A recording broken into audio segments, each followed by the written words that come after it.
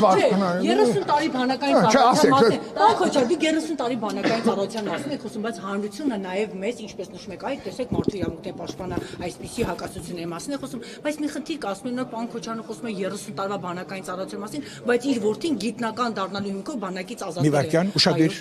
Իսկ պարոն Քոչարյան, եթե դե բանակից ազատել իր ավակ որդուն, բա փոքրին խի չխնայեց։ Փոքրն է պատերազմի ժամանակ լավ թոթոր տեղերում Սուտ ես ասում, սուտ ես ասում, ով որ ասում է, որ գլուխը պատին տալը քիչ է։ Ուրեմն Ղուրբան լինեն իմ փոքր տղային, որի մասին Արցախի ղեկավարությունից սկսած զինվորականությունից Վազգեն Քոչարյանի նկարները դրեցի, որովհետեւ հասկանան, այս տղեն մինչև վերջի օրը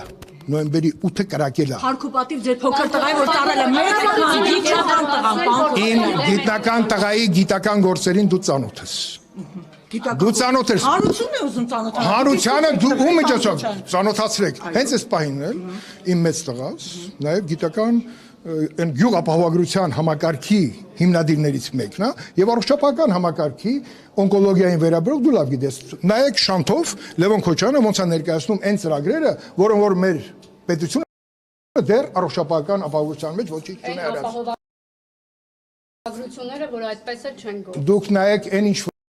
որ շանթով հետ քաշեք եւ նայեք